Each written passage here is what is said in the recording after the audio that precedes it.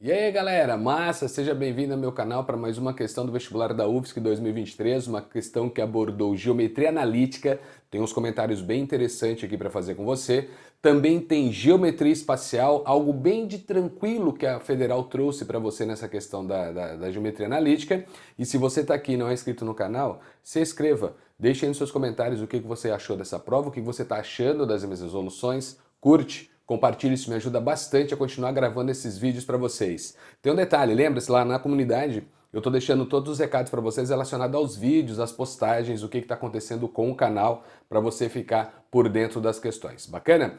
Então vamos lá, questão de número 27, vamos começar a brincadeira.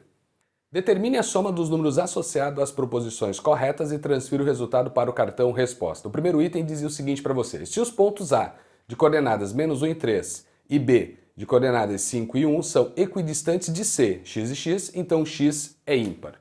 Então vamos lá, galera. Questão de número 27, vamos começar a brincadeira. Item 01, ele fala para você sobre pontos equidistantes. Então ele afirma para você que o ponto C de coordenadas x e x é um ponto equidistante de A e B.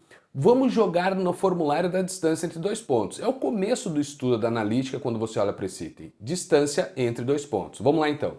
Temos o ponto A, que tem para você as coordenadas menos 1 e 3, ponto B de coordenadas 5 e 1, e aí ele joga para você o ponto C, que ele chamou de x e x. E a distância entre dois pontos, tenta lembrar que você tem a variação do eixo x e a variação do eixo y para elevar ao quadrado, e lembre-se lá dos teus estudos na geometria analítica, isso vem do Teorema de Pitágoras. Então é um formulário introdutório da analítica lá no comecinho dos teus estudos, e aí como que funciona então?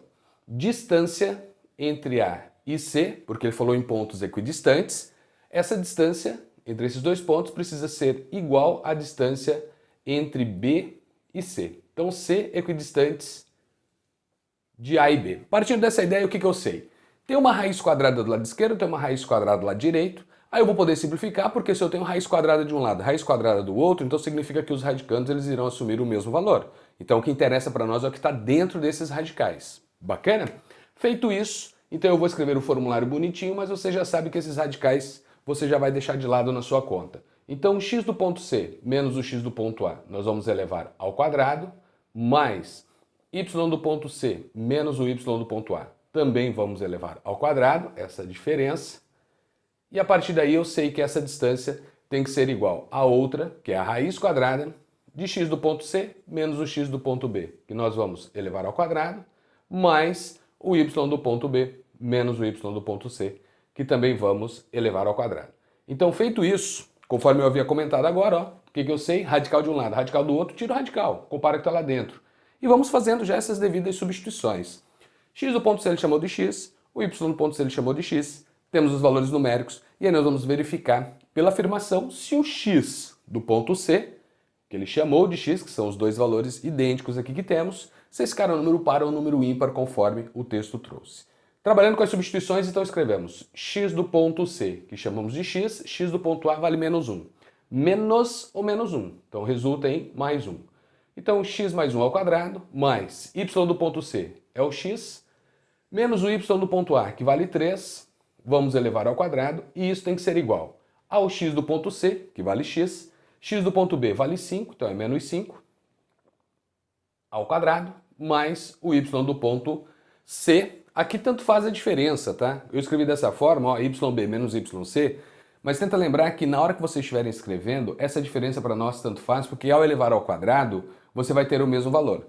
Para ficar bonitinho, eu vou fazer alteração. Mas x do ponto C, x do ponto B, ou x do ponto B, x do ponto C, a diferença ao elevar ao quadrado não trará um valor diferente. Então deixa eu só alterar aqui para ficar bonitinho, xb, xc, né? Colocar na ordem que eu comecei, só para ficar politicamente correto, tá? Então x do ponto C é o x e o x do ponto B, que para nós vale 1, é o y, né, na verdade, do ponto B que vale 1, menos 1. Vamos elevar esse cara ao quadrado. Agora vem a parte da matemática básica. Vamos desenvolver os quadrados, vamos ver o que vai dar e vamos ver o que resulta esse tal do x. Então ficou x ao quadrado mais 2 vezes o x mais o número 1 mais x ao quadrado menos 6 vezes o x mais o 9. Esse cara é igual a x ao quadrado menos 25 vezes o x. Menos 25 não.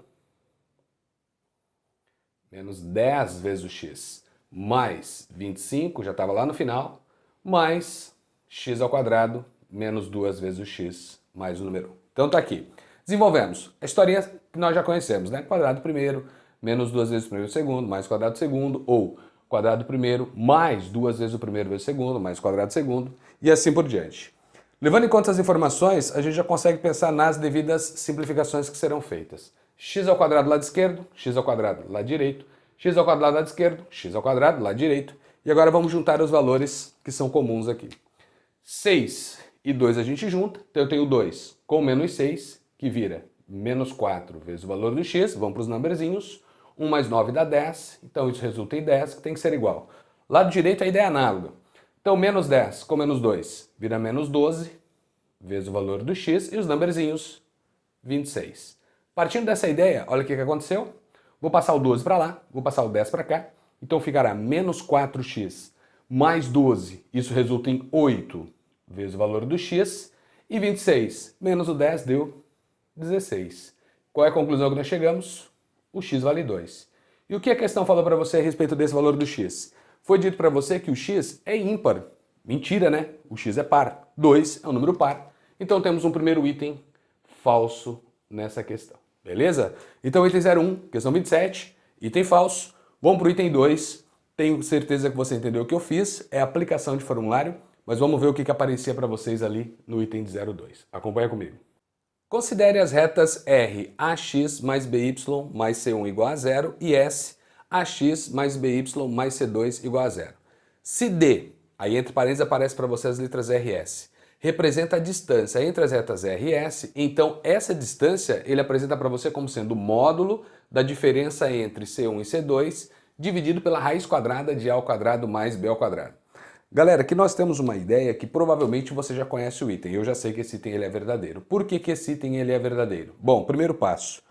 Quando nós falamos em ter um item verdadeiro, para esse caso envolvendo a distância entre duas retas, o que nós vamos analisar nesse começo?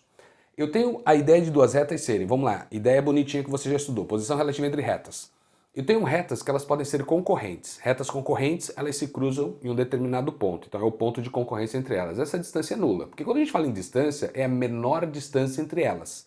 Se elas se interceptam, é porque essa distância é nula. Tá? Tenta lembrar disso.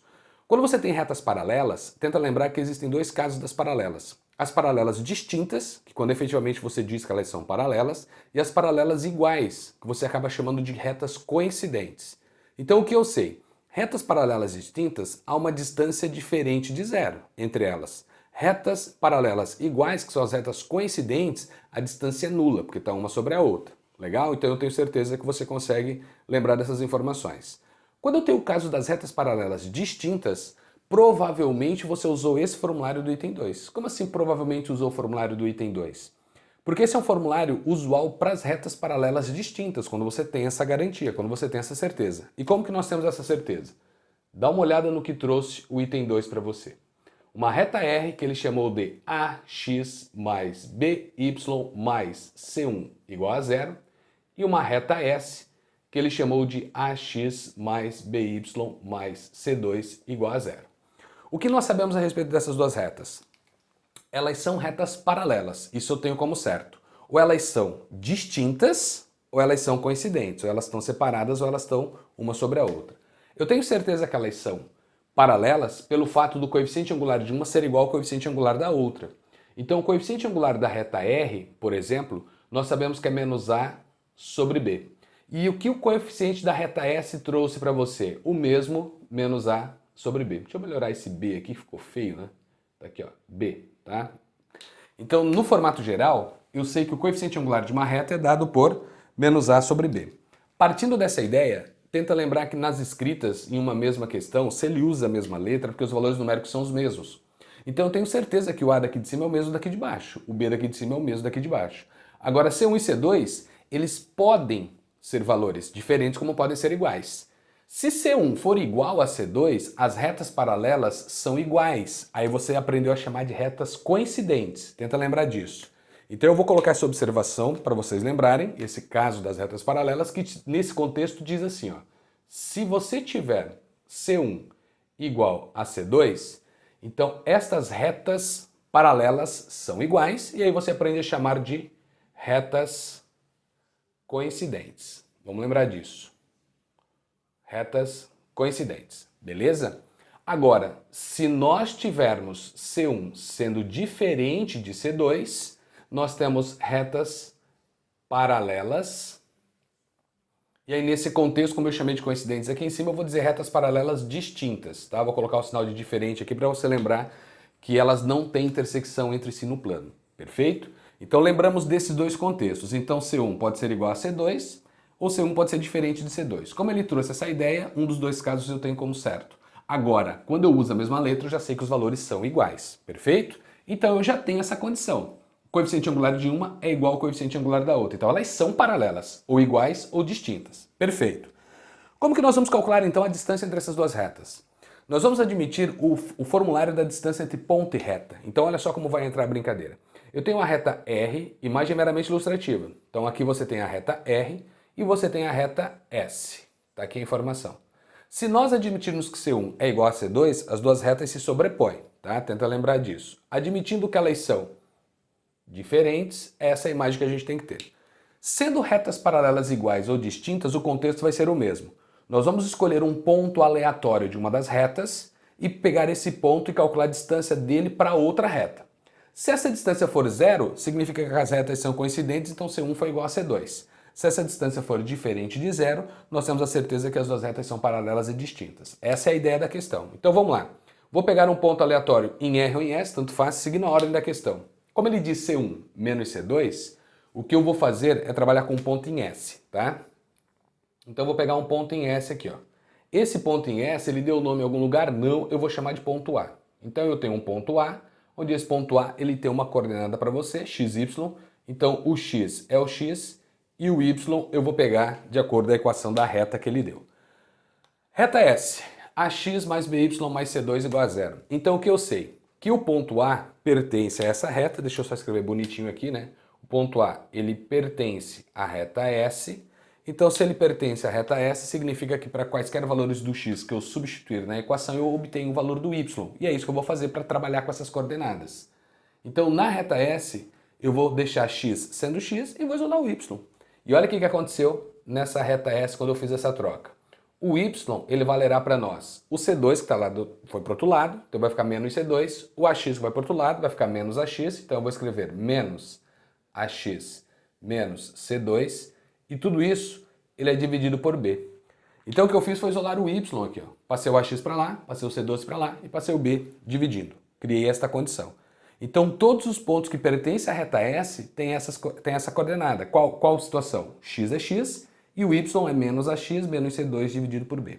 Então esses são os valores numéricos que nós vamos obter. O que eu quero?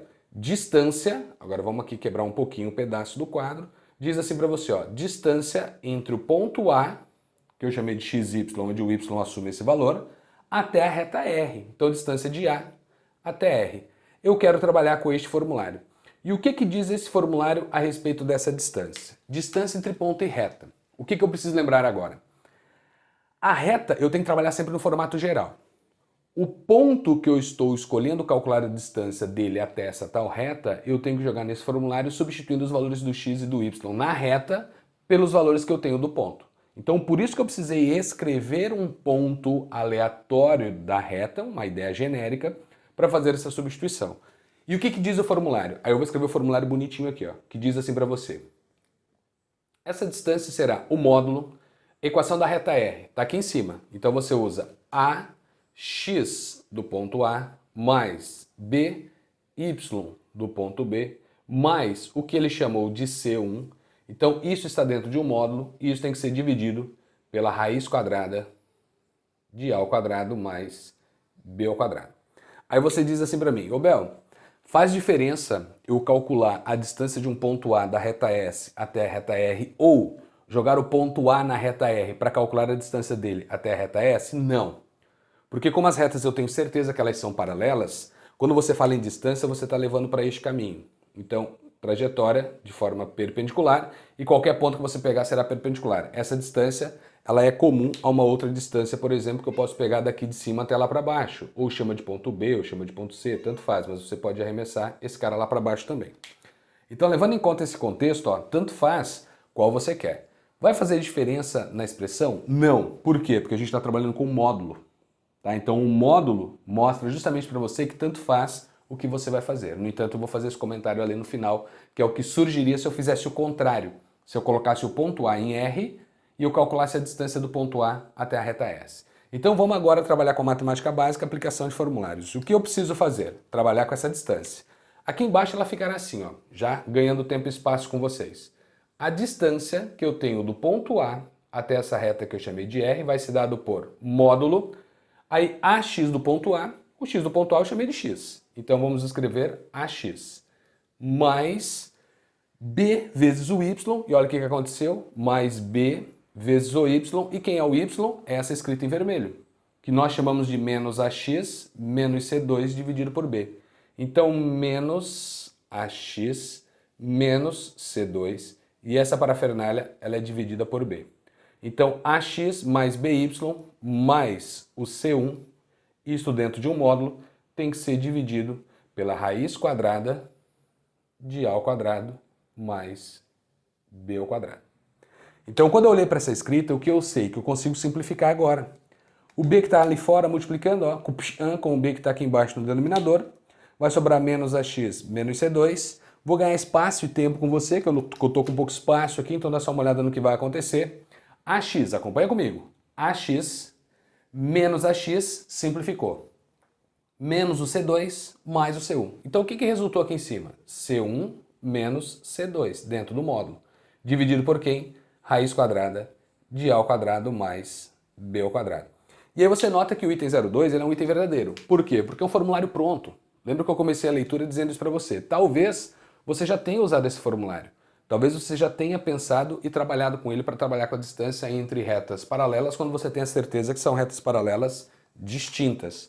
Então, nesse contexto, deixa eu só fechar aqui, que está aparecendo um zerinho ali.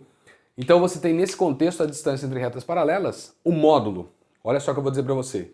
O módulo da diferença entre os termos independentes das equações. Ó, eu vou olhar para esses dois caras, os termos independentes. Lembre-se que eu preciso ter a certeza que elas são retas paralelas. Então, os coeficientes angulares precisam ser o mesmo. Tendo essa certeza, você vai para a diferença entre os termos independentes e aí você vai dividir o módulo dessa diferença pela raiz quadrada de A ao quadrado mais B ao quadrado, onde o A é o coeficiente do X e o B é o coeficiente do Y. Isso determina para você a distância entre retas paralelas. Aí lembra do começo da afirmação? O que acontece se C1 for igual a C2? A diferença entre valores iguais dá zero. E zero dividido por um número que você vai ter aqui embaixo vai dar zero. Distância nula, significa que as retas são coincidentes. O que acontece se esse C1 for diferente de C2? Essa diferença não é nula. Então as retas paralelas são distintas. Então efetivamente você tem o que você aprendeu a chamar de retas paralelas. Legal? Agora vamos de novo. Para finalizar o item, que eu já sei que é verdadeiro. Deixa eu colocar aqui, ó, item verdadeiro. Então o primeiro item verdadeiro da questão. Se eu tivesse feito o contrário, como eu havia dito, se eu tivesse pegado um ponto em R e calculado a distância desse ponto até a reta S, o que seria de diferente é que eu teria C2 menos C1. Mas isso não fará diferença para você no cálculo da distância. Por quê? Porque eu estou trabalhando com módulo. Tenta lembrar da ideia modular, né? O que é o módulo de 5 menos 2? 5 menos 2 dá 3, o módulo de 3 vale 3. E se eu fizer o contrário? O módulo desse número continua sendo 3 porque eu vou ter o módulo do número menos 3. Então essa ideia modular ajuda bastante vocês. Então nesse contexto eu posso trazer essa ideia também, ó. Então só para vocês lembrar que a ordem da diferença dos termos independentes para nós, ela não interessa, tá? Desde que você faça essa diferença e trabalhe com o valor modular, você já sabe que isso será a distância entre retas paralelas. Então lembrando, se os termos independentes forem iguais, tá? Ó, os coeficientes angulares são iguais, retas paralelas. Se os termos independentes são iguais, as retas são coincidentes, a distância é nula. Agora, se for diferentes, são retas paralelas distintas, essa distância não vai ser nula e é assim que você vai calcular a distância entre elas. Isso é o formulário pronto. Lembra que eu comecei o item falando, vou repetir, hein? Eu comecei o item já falando para você que o item era verdadeiro. Por quê? Porque isso é uma fórmula. Muita gente já trabalhou com essa fórmula direto. Se você ainda não trabalhou, deixe aí nos comentários. Você calcula a distância entre ponto e reta já direto, ou desculpa, entre retas, né? Direto com esse formulário, ou você faz a distância entre ponto e reta, você acha um ponto genérico da reta e calcula essa distância. Deixa aí, me diz como que você faz, lembrando que isso é um formulário específico e pronto entre retas paralelas. Perfeito? Então vamos lá, item 2, verdadeiro, resolvemos o item. Olha o que o item 4 estava dizendo então. Seja R a região do plano formado por todos os pontos cujas coordenadas satisfazem simultaneamente as inequações x mais y menor ou igual a zero, y menos 2 maior ou igual a zero e x mais 3 maior ou igual a zero. O perímetro da região R é 3 mais a raiz quadrada de 2. Galera, de acordo com o que você está olhando para o quadro, eu já tracei as retas que limitam essa região que ele chamou de R. Bel, como assim? Não entendi. Dá só uma olhada no que está acontecendo. Eu coloquei para você a reta de equação y mais x igual a zero. O que o texto trouxe para você? O texto trouxe para você y mais x menor ou igual a zero. O que significa? Que eu quero que seja zero e eu quero que seja menor do que zero. Menor do que zero significa que toda essa região abaixo da reta é o que me interessa. Então qual é o contexto dessas inequações? Eu vou pegar uma região abaixo desta reta que eu tracei para você, onde a reta é dada pela equação y mais x igual a zero. Eu quero que seja zero e eu quero que seja menor. Então, claro, eu vou tirar daqui ó, o igual, só para eu escrever embaixo o que nos interessa. Então escrevemos, portanto, o que nós temos, y mais x menor ou igual a zero, é toda a região abaixo que eu tenho ali. De forma análoga acontece com as outras retas. y menos 2 igual a zero. O que eu quero? Eu quero que o y menos 2 seja maior do que zero. E aí a ideia da intersecção que diz y menos 2 maior ou igual a zero. Então eu quero que seja reta e tudo que está acima dela, porque ele falou em maior que zero. Maior que zero é tudo que está acima, menor que está abaixo. Menor abaixo, maior acima. E na reta vertical o esquema é o mesmo. Lembra que eu falei para você reta vertical? Tá aqui, ó. O que eu sei que o x mais 3 precisa ser maior do que zero. Aí nesse contexto, a ideia é análoga que diz o x mais 3 tem que ser maior ou igual a zero. Então pode ser zero, que é a reta, maior à direita. Então eu tenho a direita maior, a esquerda menor, acima maior, abaixo menor, para os outros dois casos. E aí a região comum que nós conseguimos identificar, ela já aparece aqui para você. Então esta é a região que ele chamou de região R. Esta é a região R do texto. E aí você nota que a região R forma um triângulo. E esse triângulo ele é o que para nós? O triângulo retângulo. Por quê, Bel? Eu tenho uma reta vertical, ó, ângulo de 90 graus. Como eu tenho uma reta horizontal, ângulo de 90 graus, então partindo dessa ideia, quando eu junto essas duas informações, eu tenho um ângulo de 90 graus aqui. Então estamos falando de uma região R, que é uma região que é determinada por um triângulo retângulo. Ele quer o perímetro desse triângulo retângulo. O que nós vamos fazer? Teorema de Pitágoras, usar o conceito básico. Então o que nós precisamos analisar inicialmente? Ponto de encontro dessas duas retas, ponto de encontro dessas duas retas, ponto de encontro dessas duas retas, para trabalhar com a variação nos eixos, para nós sabermos essas medidas e aplicar o Teorema de Pitágoras. Perfeito? Vamos devagarinho agora. O que eu sei a respeito da reta vertical? A reta vertical para nós é uma reta onde todos os pontos são iguais a menos 3. Basta você isolar esse cara que está aqui, ó. Então eu sei que ali o x é menos 3. Então para qualquer ponto que pertença a essa reta, o x é menos 3. E o y? O y é variável, que vai do menos infinito até o mais infinito. O que eu sei? Que este ponto, de forma análoga, acontece que o y sempre será o quê? 2.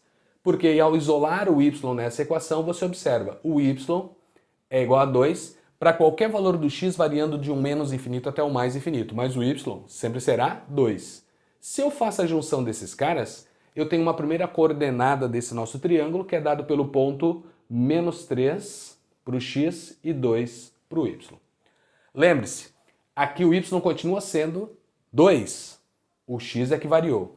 Como que eu vou descobrir o x desse ponto? Aí eu olho para a reta que está aqui embaixo, onde nós temos a certeza que nessa reta o y é igual a menos o valor do x. Ou seja, todos os pontos que pertencem a essa reta, esses valores são opostos entre x e y. Se um é positivo, o outro é negativo. Se um é negativo, o outro é positivo.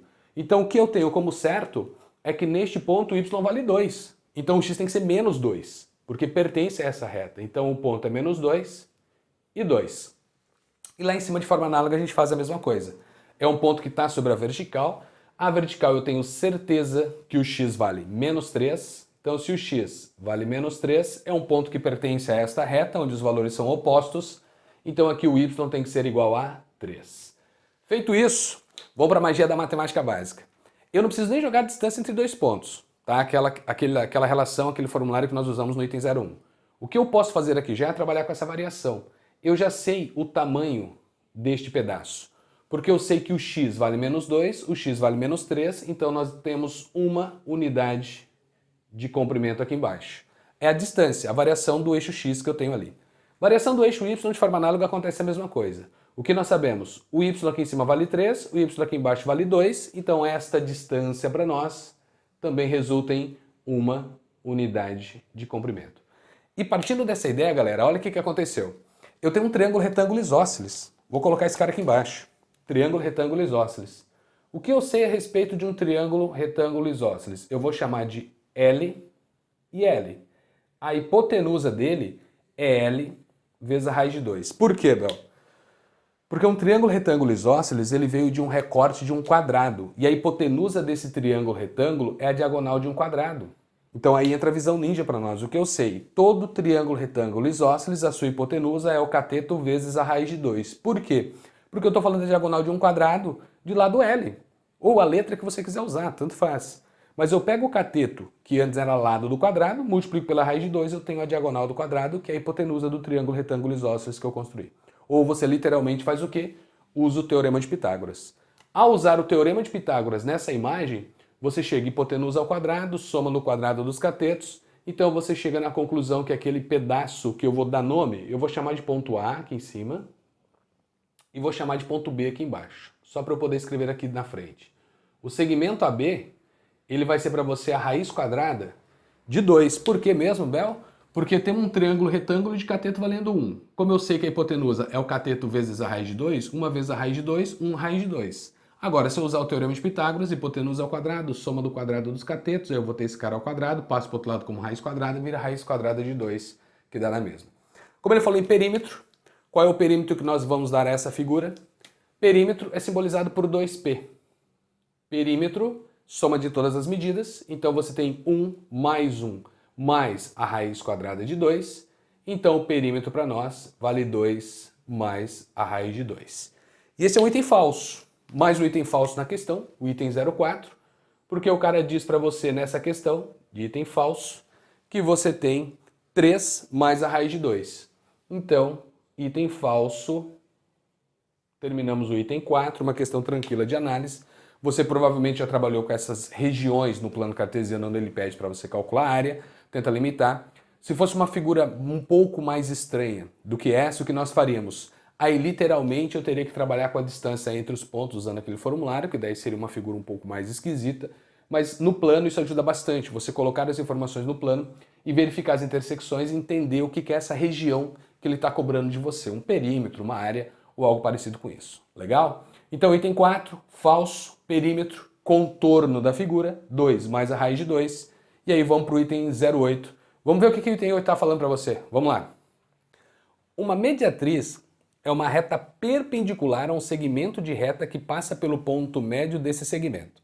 Se a reta R é mediatriz do segmento AB, sendo A de coordenadas 4 menos 1, B 2 menos 7, então o ponto P de coordenadas 6 menos 5 pertence a essa reta R. Nesse item 8, o que nós temos é algo para trabalhar com a relação que envolve retas perpendiculares entre si, trabalhar com ioiô mochoxô, tanto faz, mas o que eu vou fazer é trabalhar com os coeficientes angulares da reta. Bom, primeiro passo, o item trouxe a definição de uma reta mediatriz. O que é uma reta mediatriz? Reta mediatriz para você de um segmento é aquela reta de forma grosseira, perpendicular ao segmento passando pelo ponto médio dele. Tá? Então essa é a definição grosseira, tenta lembrar disso. Agora bonitinha. É um lugar geométrico onde todos os caras que pertencem a esse lugar geométrico é equidistante das extremidades desse segmento por onde ele passou. Então tem que ser equidistante dos pontos A e B sendo pontos diferentes entre si. Legal? Então, imagem meramente ilustrativa, vamos supor pelo texto que ele falou para você. Ó. O que eu sei? Eu tenho uma reta qualquer, vou dar nome para essa reta, você depois vai entender por quê, uma reta S, e eu pego um pedaço dessa reta, um segmento. Então tá aqui, ó, ponto A e o ponto B. E aí eu tenho o segmento AB. Tendo o segmento AB, existe a possibilidade de eu ter uma mediatriz. O que é uma mediatriz? Uma mediatriz é aquele segmento que vai passar no ponto médio, então eu preciso ter o ponto médio de A e B, aqui eu vou chamar de ponto C, tá? E aí todos os caras que estiverem pertencente a essa reta, que ele chamou de R, tá? Pertencente a essa reta, que é perpendicular ao segmento AB, pertence a essa reta mediatriz, que é o que a gente chama de lugar geométrico. Todos os pontos que pertencem a esse cara, a imagem é meramente ilustrativa, deixa eu fazer assim bonitinho, né? Todos os pontos que pertencerem a essa reta em azul, vou colocar aqui, ó, reta R, pertence à mediatriz, porque aqui forma ângulo de 90 graus. Tem que ser equidistantes, então tem que formar ângulo de 90. Se você parar para pensar na imagem meramente ilustrativa, o que está acontecendo? Qualquer ponto que pertence à reta R está à mesma distância de A e B. Essa é a definição da mediatriz, um lugar geométrico equidistante das extremidades de um segmento. Se eu pegar o ponto aqui de baixo que pertence a R, continua sendo equidistante. A distância muda, mas o ponto vai ser equidistante desses outros dois. Assim como se eu pego aqui embaixo, ó, a distância desse ponto até B é a mesma distância do ponto até A. Legal? Então essa é a definição da mediatriz nesse contexto. E de forma grossa, reta perpendicular a outra, posição relativa entre retas. Por que eu chamei a reta do segmento AB de S? Porque o meu objetivo aqui é calcular o coeficiente angular dela. Esse é o meu objetivo. E o que é coeficiente angular? Delta y sobre delta x. Então eu vou fazer yb menos ya dividido por xb menos xa. Lembra que a ordem aqui não importa, tá? Só que você tem que manter. Se escrever ya menos yb, aqui tem que ser xa menos xb. Então tem que sempre manter a ordem, tanto faz, mas começou numa determinada ordem, mantém essa ordem no denominador também. Legal? Então yb menos ya, olhando para as coordenadas que o cara deu, terei o coeficiente angular da reta que passa por AB. Então fiz a conta. B menos A, então é menos 7 menos o menos 1, vai dar mais 1. E 2 menos o número 4. Isso resulta em menos 6 dividido por menos 2, menos 6 dividido por menos 2, resposta 3. Esse é o coeficiente angular da reta S. Como nós já estudamos, você sabe que o coeficiente angular da reta R, onde R é perpendicular a S, tem que ser o inverso negativo do coeficiente angular de S. Essa é a condição para duas retas serem perpendiculares entre si. Então as retas perpendiculares entre si diz que o coeficiente angular de uma é o inverso negativo do coeficiente angular da outra. Ou simplesmente diz, o produto entre os coeficientes angulares, eles têm que resultar em menos 1. Menos 1 é o produto entre eles, certo? Então se eu olhar para esta informação agora, o que eu sei? Vamos devagarinho. Eu preciso de uma reta que passa pelo ponto C, que é ponto médio de A e B. Então vamos olhar para o ponto C. Quem são as coordenadas de C? YC, XC. Quem são esses valores? Se C é ponto médio, porque você tem a certeza que está no ponto médio de A e B, por definição matemática, então eu vou calcular a média aritmética das coordenadas dos pontos A e B. Então é a média que define esses valores. Então olhando para esses dois caras que estão aqui em cima, o que eu sei? O x do ponto C vai ser o somatório dividido por 2, 4 mais 2, 6, divide por 2, 3. E o y do ponto C é o somatório dividido por 2, menos 8 dividido por 2, menos 4. Então aqui nós temos a coordenada de C que diz 3 para o x, menos 4 para o y. E o que eu preciso lembrar? Que o ponto P ele afirmou que pertence à mediatriz. Se o ponto P pertence à mediatriz, então eu tenho certeza, vou colocar aqui de forma genérica, ó. Eu tenho a certeza, vamos colocar aqui o ponto P, que o ponto P está nessa reta. Para todas as informações darem certo e bater, eu tenho que comparar esses coeficientes angulares. Porque olha só o que eu sei. Eu posso ter uma reta R qualquer que tenha P e que tenha o ponto C. Eu posso ter isso. Ela só não necessariamente pode ser perpendicular. Pensa em você travar aqui no ponto C e dar um tapão na reta R. Ó. O que aconteceu? Ela muda o ângulo de inclinação. Você continua com uma reta que tem P e tem C. Legal? Só que ela não é perpendicular. Então, para isso acontecer, eu tenho que analisar o coeficiente angular da reta que passa pelo ponto P e pelo ponto C. Porque se esse coeficiente angular bater a condição para elas serem perpendiculares, ok. Se não bater, cara, são dois pontos que pertencem à reta, mas não são perpendiculares. Então esse é o detalhe da questão. O que eu vou fazer aqui embaixo, calcular esse coeficiente angular. Então o coeficiente angular da reta R, o mesmo esquema, variação de y sobre variação de x, variação de y. Eu vou pegar o P e o C e vou manter nessa ordem, tá? Então eu vou escrever, ó, y do ponto P menos o y do ponto C, dividido por x do ponto P menos o x do ponto C. E olha o que vai acontecer com esse coeficiente angular. P para C, nessa ordem. Y menos 5 menos o menos 4. Então vai ficar mais 4. Dividido por x do ponto P, 6 menos 3. Resposta. Olha o que aconteceu. Menos 5 com mais 4 vai dar menos 1. E 6 menos 3 deu 3. Magia, o coeficiente angular de uma é o inverso negativo do coeficiente angular da outra. De forma grosseira. Se você inverter este coeficiente angular e trocar de sinal, vira o de cima. Se você pegar o coeficiente angular de cima, inverter e trocar de sinal, vira o de baixo. E esta é a condição para as retas serem perpendiculares entre si. Ou, de forma bonitinha, o coeficiente angular de uma vezes o coeficiente angular da outra dá menos 1. E leva você para essa frase que eu disse. O coeficiente angular de R está sendo menos 1 sobre o coeficiente angular de S. Como esta informação deu certo, o que eu sei, sim, estamos falando da reta mediatriz. Sim, ponto P pertence à reta mediatriz do segmento AB. E aí nós temos o item verdadeiro. Legal? Então, item 8 é mais um item verdadeiro. Verdade. E aí você de repente diz assim para mim, Bel, essa questão eu não analisei dessa maneira não.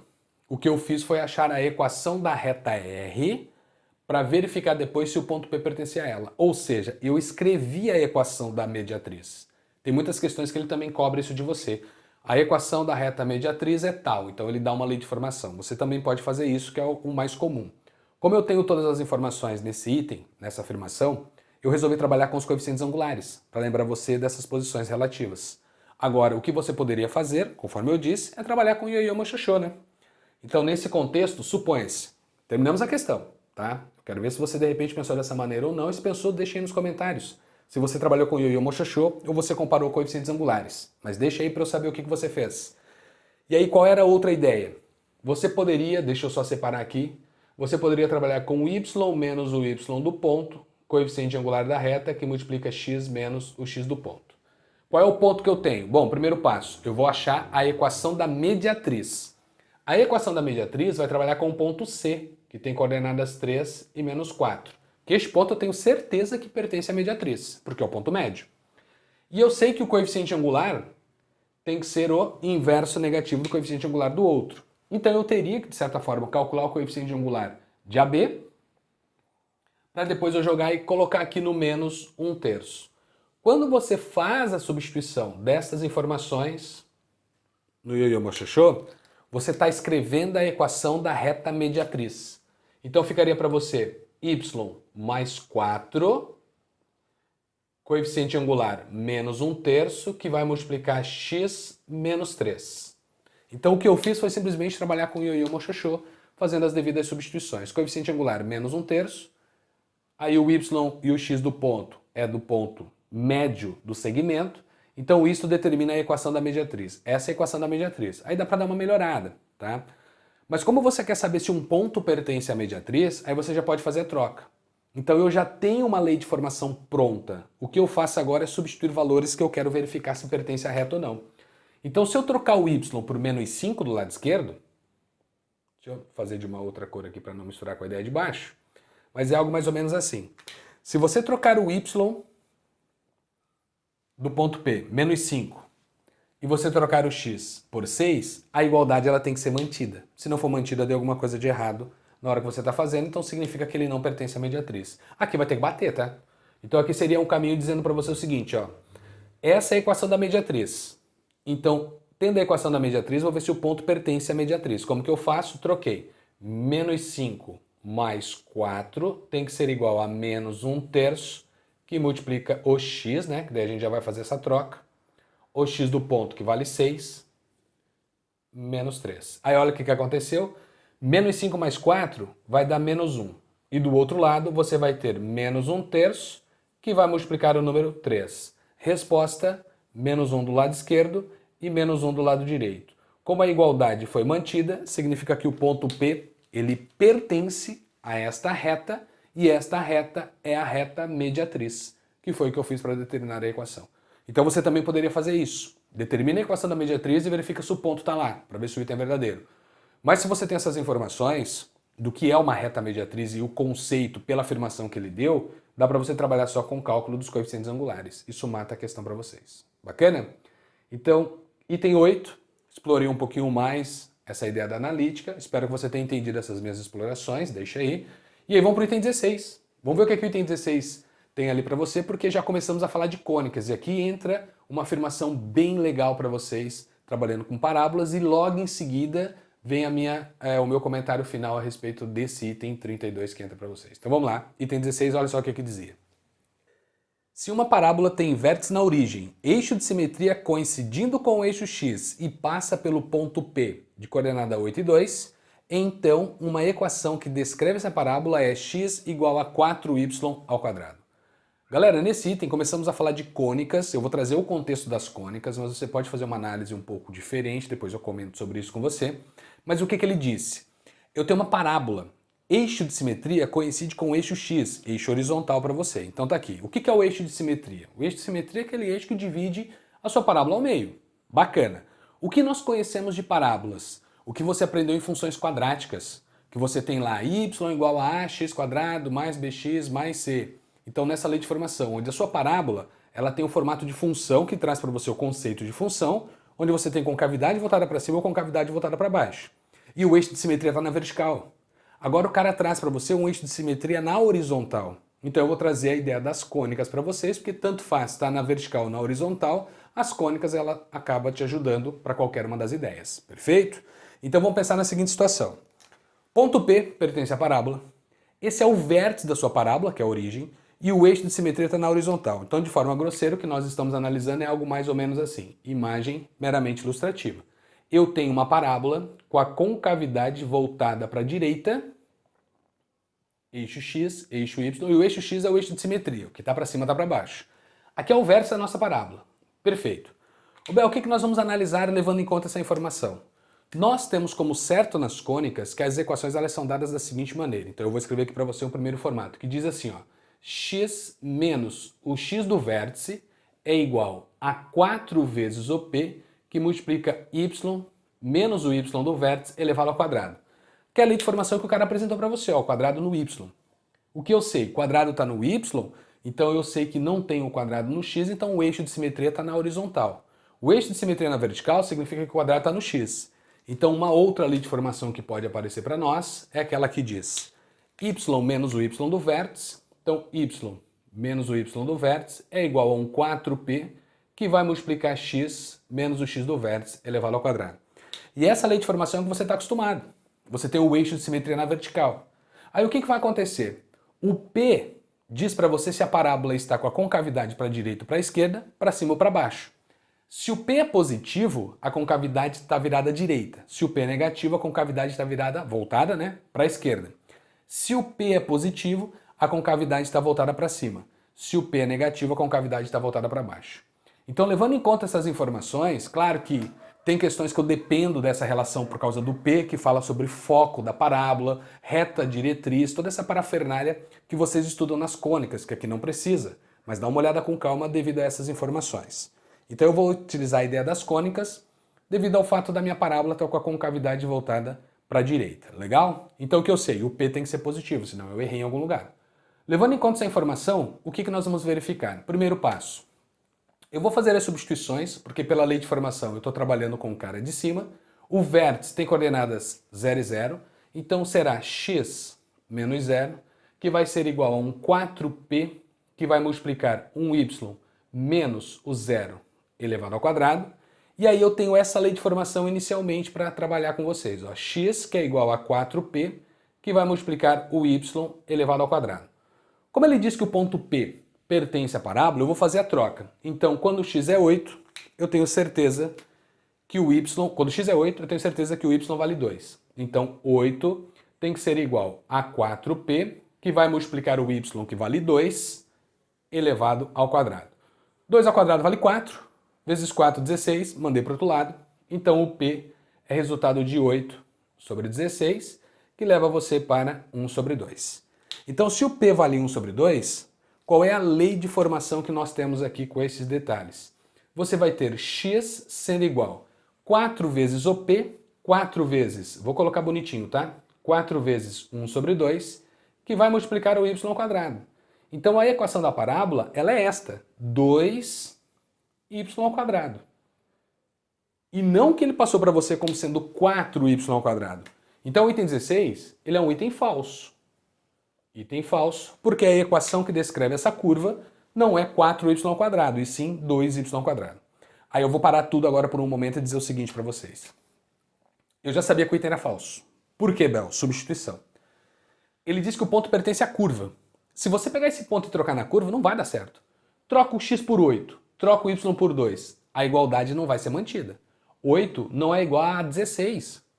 Como 8 não é igual a 16, o ponto P não pertence a essa curva, então essa equação não descreve isso que ele falou para vocês. Então eu já sei que o item é falso, não precisa fazer nada disso. Lembre-se que você está aprendendo matemática comigo usando as questões vestibulares. Então eu fazer com você aqui neste momento uma substituição, eu não estou te ensinando muita coisa, eu não estou relembrando muita coisa com vocês. E a ideia é relembrar, e este é o contexto da questão. Até aí tudo bem.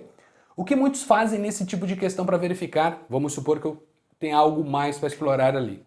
Ô Bel, eu pensei assim, ó.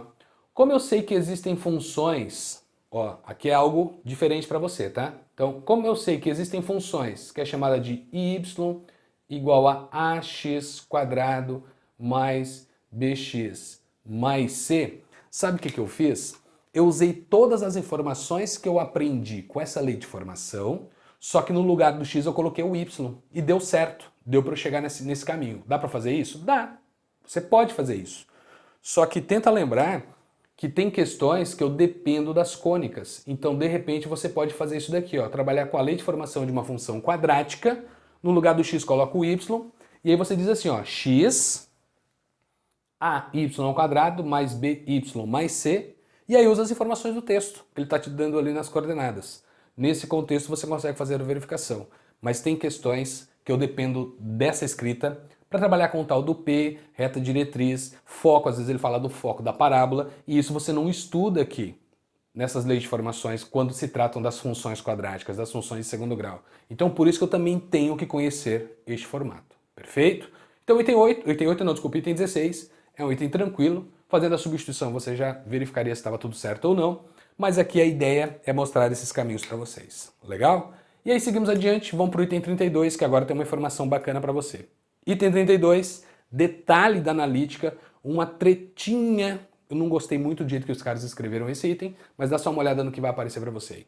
Se os pontos A de coordenadas 5 e 0 e P de coordenadas x, y, ponto genérico, estão sobre uma elipse cujos focos são F1, menos 13, 0 e F2, 13, 0, então o perímetro do triângulo P, foco 1, foco 2, é 16.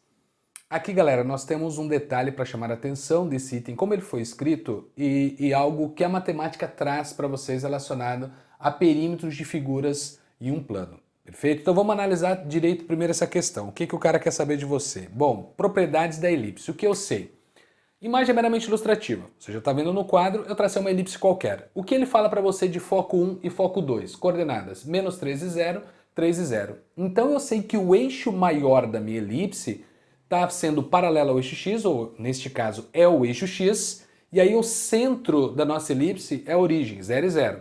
Então eu tenho imagem meramente ilustrativa, suponha-se que aqui esteja o seu foco 1 e suponha-se que aqui esteja o seu foco 2. Tá? Lembrando que a minha imagem é meramente ilustrativa. Coordenadas que eu tenho, menos 13 e 0, então aqui menos 3 e 0, e aqui você tem 3 e 0. O que eu preciso lembrar nesse contexto? Quando eu olho para o foco, a distância entre eles estando na horizontal, esse é o nosso eixo maior, eu tenho o eixo menor para fazer a análise. Legal. O que eu sei a respeito da distância entre esses focos? Isto é o que nós chamamos de 2C. Então vamos para as relações da elipse. Então a distância focal, o que a gente chama de F1 e F2, esta distância focal, ela é dada pelo dobro de um tal de C, que depois entra esse formulário para vocês. Que para este contexto, como nós temos uma elipse tranquila, com uma equação tranquila para analisar, o que eu sei, o C vale 3 à direita, 3 à esquerda. Esse cara dá 6, que é a distância entre os focos. Legal? Isso faz com que você chegue na medida do C sendo igual a 3, que é a distância do centro até qualquer um dos focos. Perfeito, até aí tudo bem. Bacana? Propriedades envolvendo a elipse. Qualquer ponto que pertença à elipse, a distância entre esse ponto e os focos, o somatório dessas duas distâncias é constante. Então, por exemplo, vou pegar um ponto genérico aqui, ó. Supõe-se que eu tenho o ponto P de coordenadas x, y, como ele diz, que sofre a variação sobre a elipse. Se você trabalhar com a distância do ponto P até o foco 1, ponto P até o foco 2, e você somar esses dois pedaços é uma constante que a gente chama de 2A. Então eu vou colocar aqui, ó, ponto P, foco 1, ponto P, foco 1, mais ponto P, foco 2. Essa distância é o dobro de A.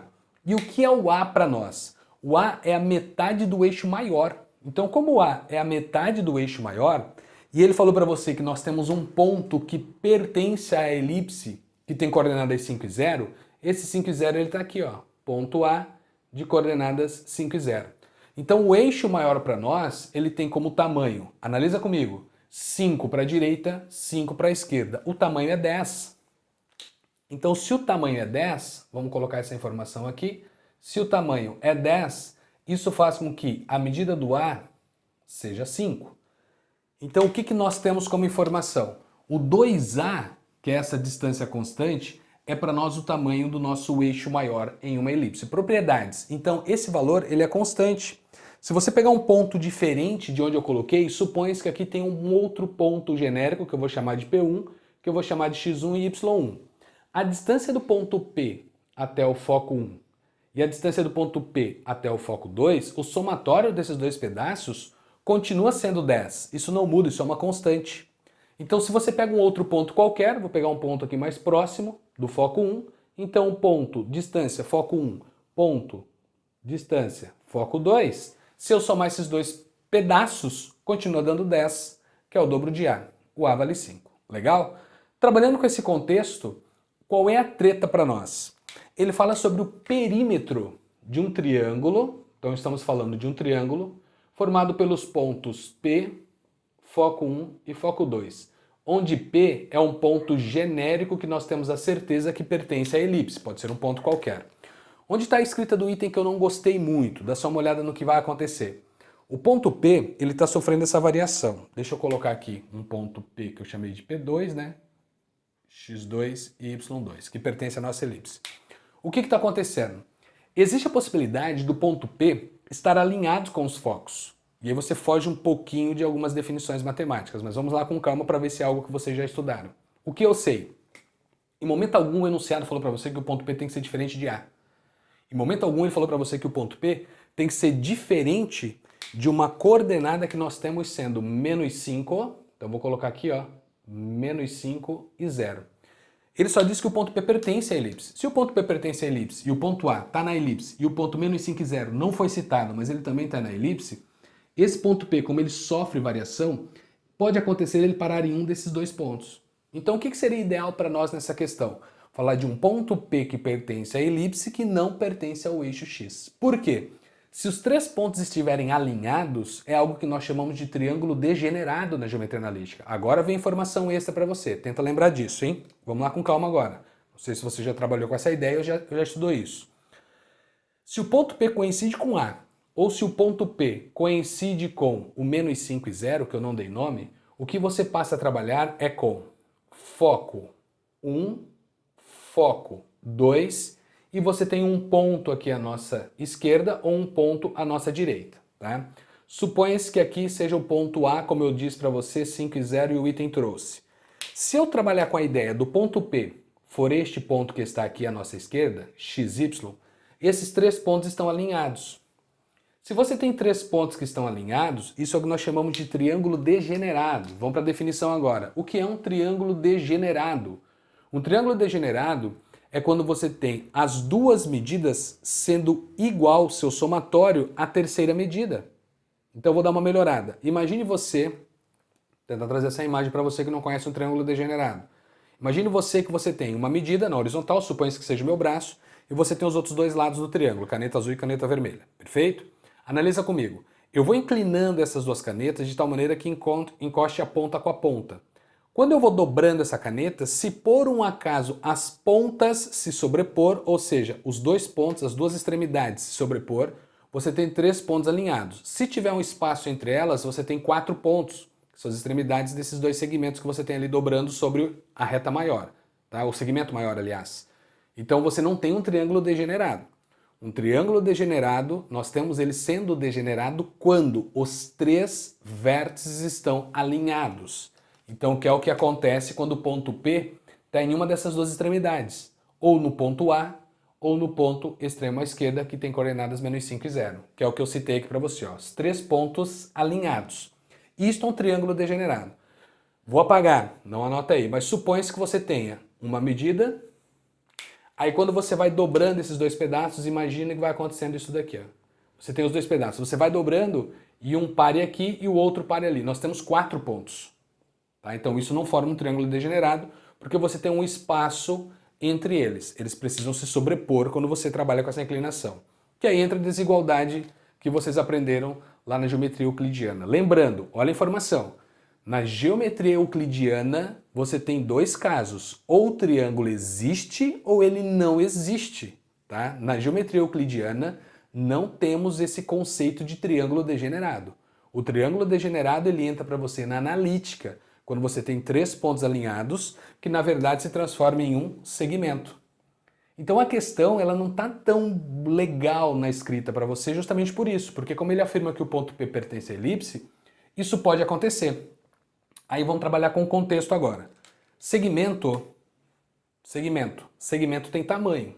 Tá? Então você tem a distância, por exemplo, a distância do ponto P até o ponto que eu chamei de F2. Esse é o tamanho do segmento, porque eles estão alinhados, são 3 pontos alinhados. Vou tirar esse cara daqui agora para a gente fazer a análise. É isso que está acontecendo. Ó. Então está aqui a ideia, esse é o tamanho. Porque quando nós temos um segmento de reta, agora vamos para as definições. Um ponto para você ele não tem dimensão. Uma reta, ele tem uma dimensão, é unidimensional. E nós temos os polígonos sendo bidimensionais, tem 2 dimensões. O que é perímetro para nós? Perímetro é o contorno de uma figura bidimensional. Quando você cai nesse contexto, você tem uma figura unidimensional. Como é que você vai definir o perímetro de uma figura unidimensional quando ele diz para você que o perímetro ele só existe para você se você tem uma figura bidimensional? Então tem treta na escrita. Então aqui nesse segmento, é o início da analítica, por que os caras não falam para vocês de repente de triângulos degenerados? Porque você está trabalhando com a distância entre pontos, tamanho dos segmentos. Legal? E aqui ele não cita a ideia de perímetro justamente por isso. Então se nós tivermos que analisar a ideia do perímetro, o perímetro é o contorno de uma figura bidimensional. E um segmento, ele é unidimensional, não tem perímetro. Tem área, a área é nula. Então qual é a área de um triângulo degenerado? 0. Qual é o perímetro? Não é definido, porque o perímetro tem que ser o contorno de uma figura bidimensional e a reta ela é unidimensional. Aí mora a treta da questão. Se vocês analisarem a distância entre os pontos, não tem problema. Por quê, Bel? Porque a distância do ponto P até o ponto F1, a distância do ponto P até o ponto F2 e a distância do ponto F1 até o ponto F2 vai continuar dando 16. Tá? Isso não vai mudar, porque eu tenho o dobro de A, porque ó, esse pedaço você contou 2 vezes, e você tem o tamanho do segmento todo. Então você passa a ter o eixo maior por completo quando você está no ponto A ou no ponto extremo à esquerda. Só que aqui você cai um pouco fora do contexto do perímetro, porque você cria esta condição. O item traz para você o 32 como sendo verdadeiro, eu vou colocar assim, ó, ponto de interrogação. Verdadeiro, se eu tivesse a ideia do ponto P não estando sobre o eixo X, ok. Eu não concordo muito com essa escrita, o meu gabarito está um pouco diferente justamente por isso, porque você cai nesse contexto de ter um triângulo degenerado. Então tenta lembrar disso, triângulo degenerado. Um triângulo degenerado na geometria analítica é quando os 3 pontos estão alinhados. A área é nula. Perímetro, vamos para o contexto. Perímetro é contorno de uma figura bidimensional. Triângulo degenerado é um segmento de reta. Triângulo degenerado, segmento de reta. Se um triângulo degenerado é um segmento de reta, então aqui nós não temos o perímetro para analisar, somente uma área para dizer que ela é nula, porque não tem um espaço entre uma região definida aqui, porque ela é unidimensional. Legal?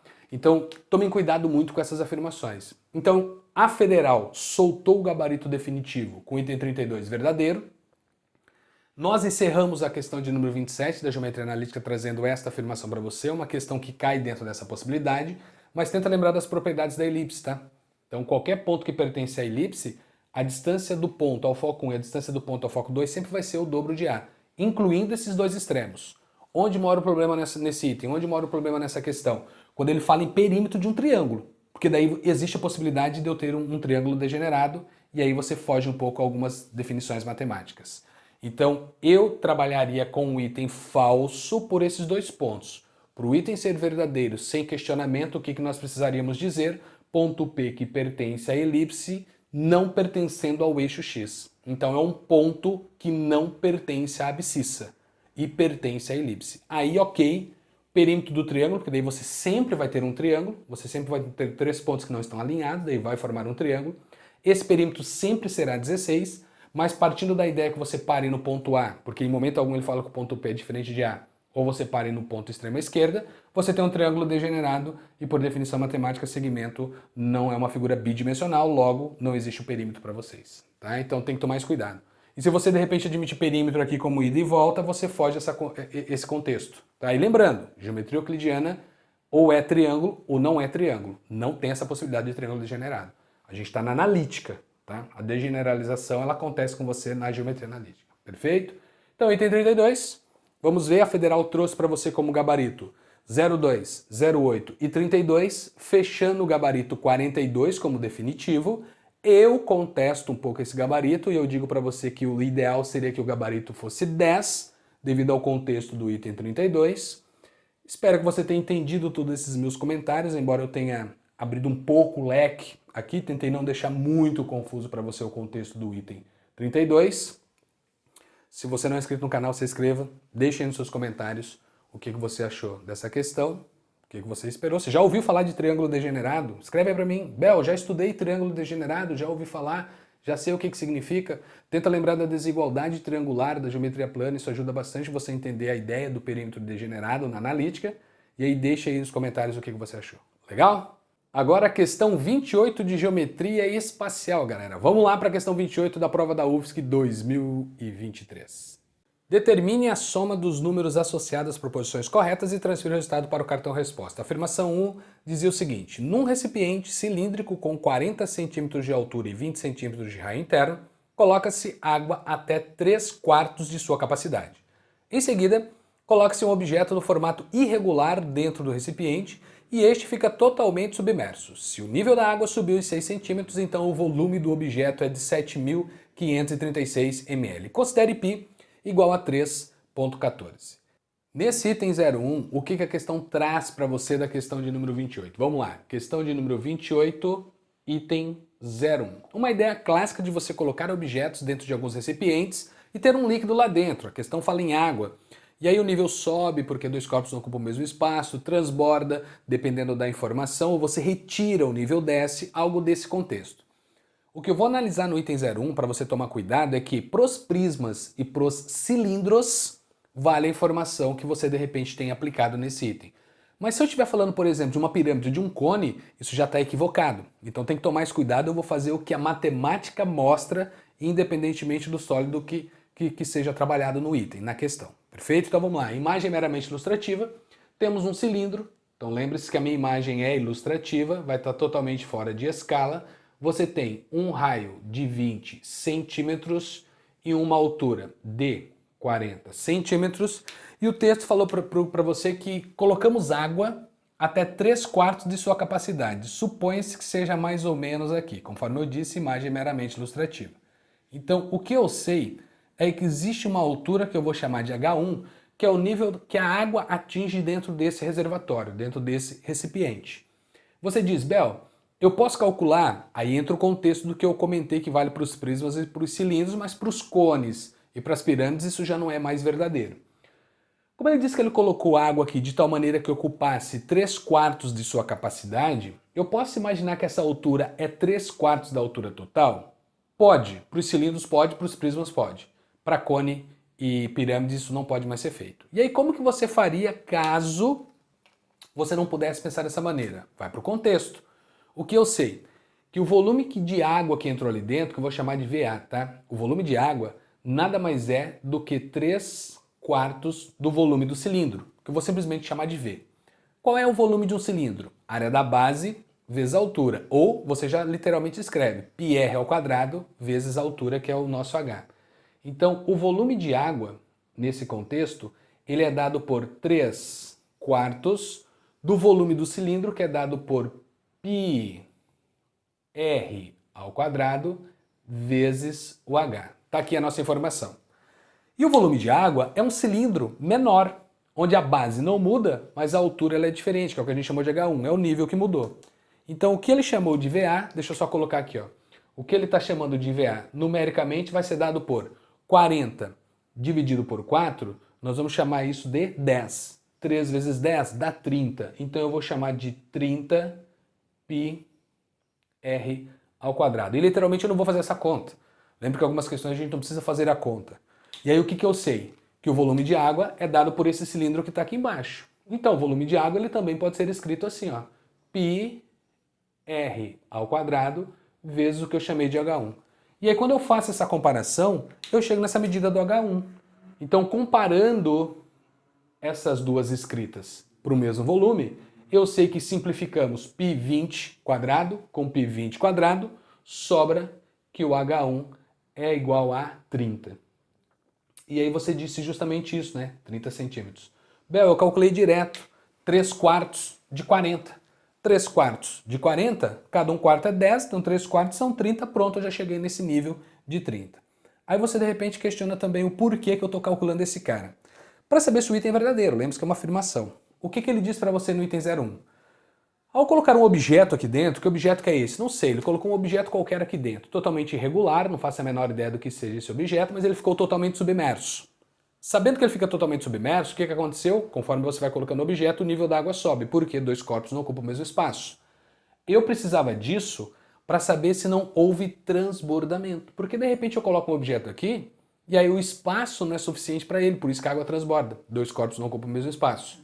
Então agora sim, ó, eu tenho certeza que se esse H1 vale 30, é porque nós temos 10 centímetros de espaço, ele falou que o nível subiu em 6 centímetros, então agora sim, imagem meramente ilustrativa, nós temos um nível de 6 centímetros, eu tenho a certeza que não houve esse transbordamento. Perfeito?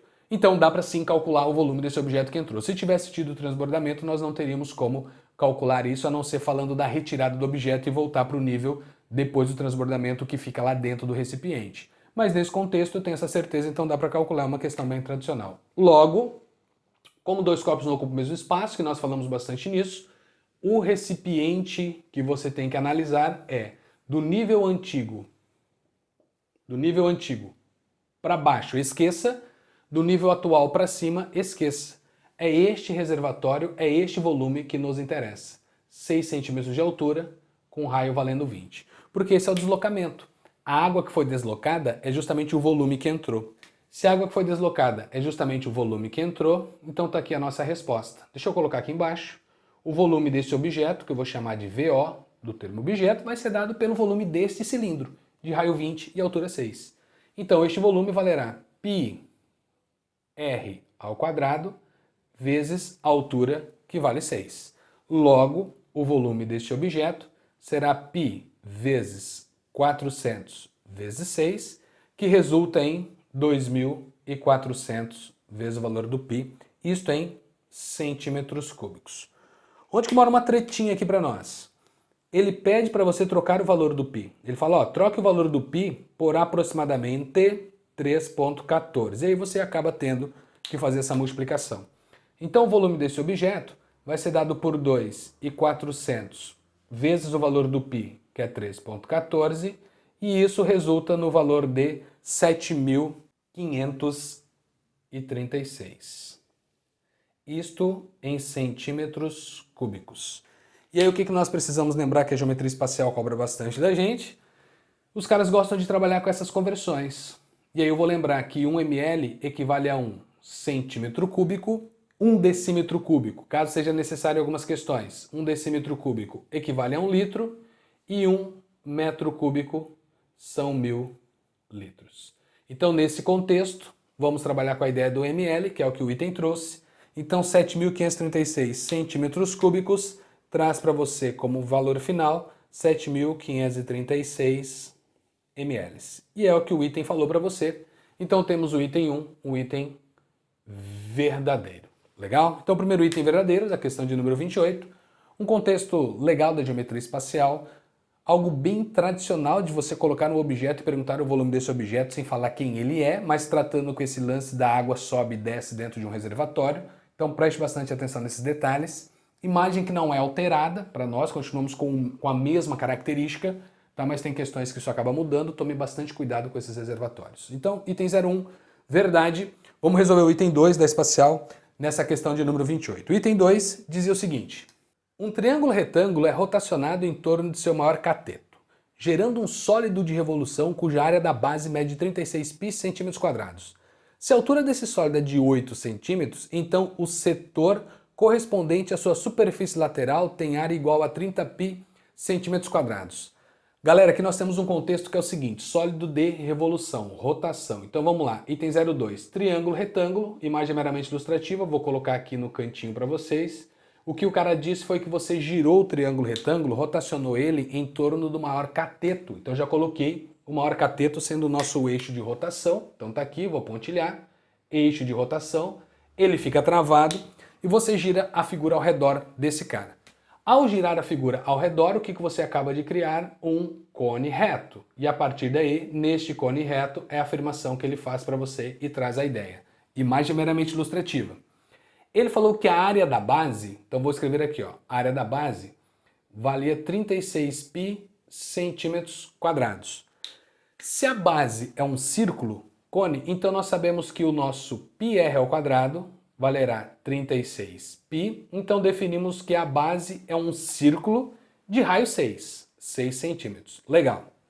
A questão também informou para você que a altura deste cone que nós estamos criando ao rotacionar esse triângulo é um cone de altura igual a 8 centímetros.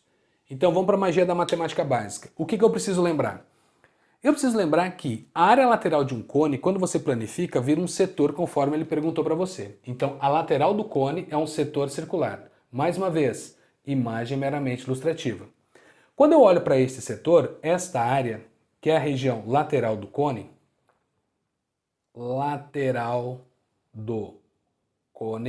tem um formulário específico para você trabalhar com a área desse setor. Eu não preciso pensar numa regra de 3 envolvendo ângulo, nada disso. Essa lateral do cone, que é esse setor que ele cobrou de você, vem do formulário que é dado pelo seguinte contexto: área lateral, área do setor, π vezes o raio vezes a geratriz do cone. Então, claro que aqui é feita uma regra de 3, tem uma demonstração do porquê que é esta fórmula, vem daqui da regra de 3, mas eu precisava só lembrar do formulário. Então eu já sei que o raio vale 6, eu sei que a altura vale 8, então eu tenho como achar a geratriz com o teorema de Pitágoras. A geratriz para nós, que é este pedacinho que aparece aqui, é nada mais do que a hipotenusa de um triângulo retângulo de catetos 6 e 8. Então quando eu olho para um cateto, vou colocar aqui embaixo. Tá acabando meu espaço, então eu vou colocar aqui, ó. O cateto que nós rotacionamos, 6, 8. Aqui está a geratriz, que nós sabemos que vale 10 centímetros.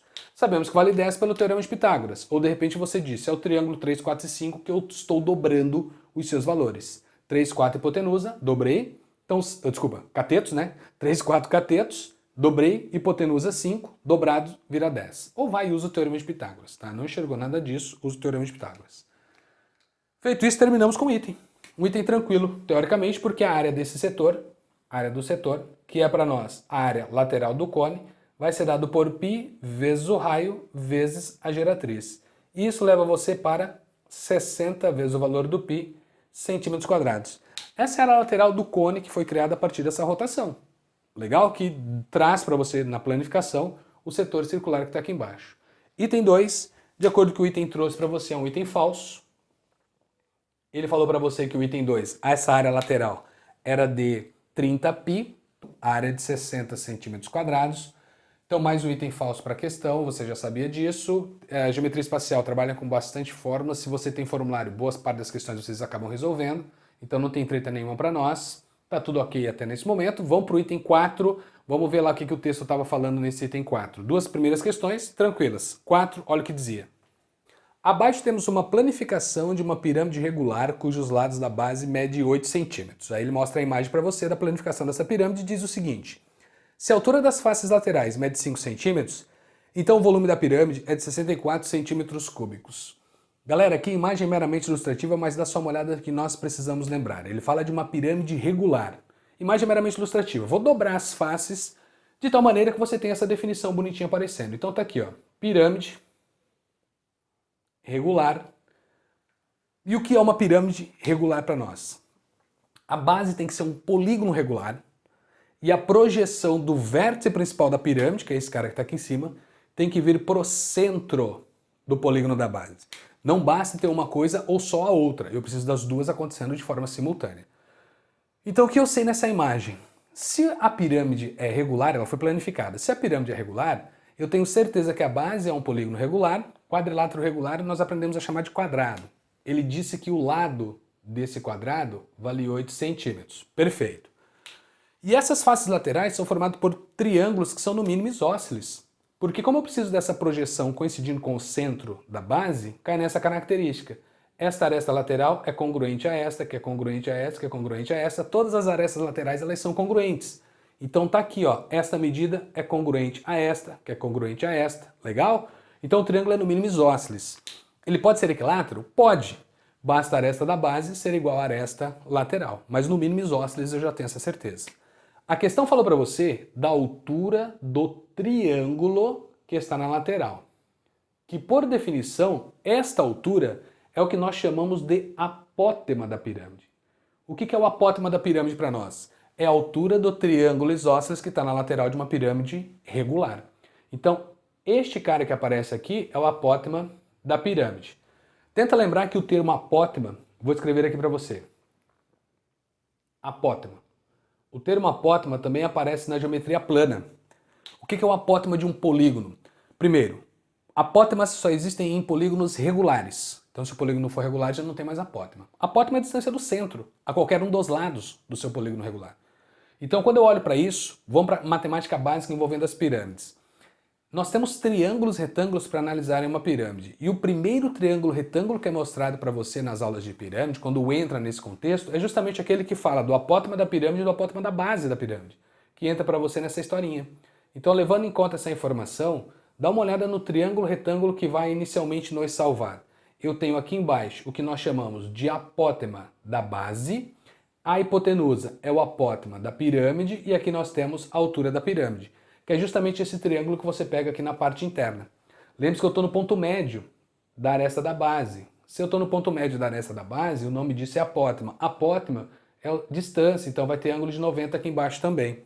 Então todas essas informações elas surgem, mas o ideal para nós é lembrar do conceito básico das pirâmides. O que é básico para nós em pirâmides? Reconhecimento dessas figuras triangulares em pirâmides regulares. Legal? Feito isso, trabalhando com as devidas substituições, esse cara, ele afirmou para você que vale 5, o apótema da base, aí olha o cuidado que a gente tem que ter. Estou falando do apótema de um quadrado.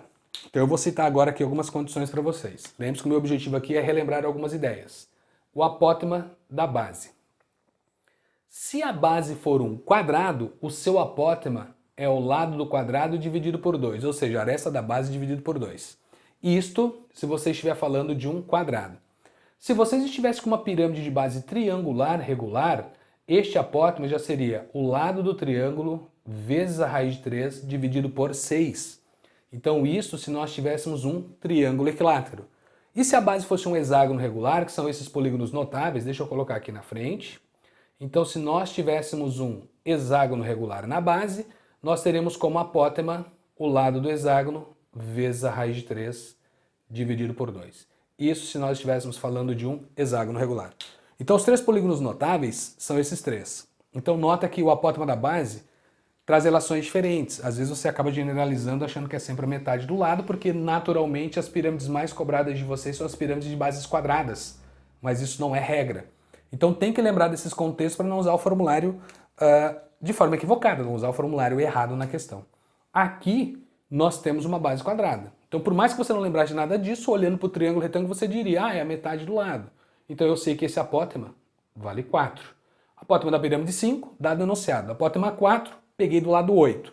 E agora eu preciso da altura. Triângulo retângulo, mais uma vez aparecendo o pitagórico para nós, ó, 3, 4, 5. Então aqui nós sabemos que a altura vale 3 centímetros. Bel, por que eu precisava da altura? Porque ele fala em volume. Qual é o volume de uma pirâmide? O volume de uma pirâmide é área da base vezes a altura dividido por 3. Então a base eu já sabia, é um quadrado de lado 8. A altura, eu não tinha ideia do que valia essa altura. Com as informações do texto, consegui definir a altura. Agora eu sei se o item é verdadeiro ou falso, calculando o seu volume. Então o volume vai ser dado por área da base, 8 ao quadrado, altura dividido por 3.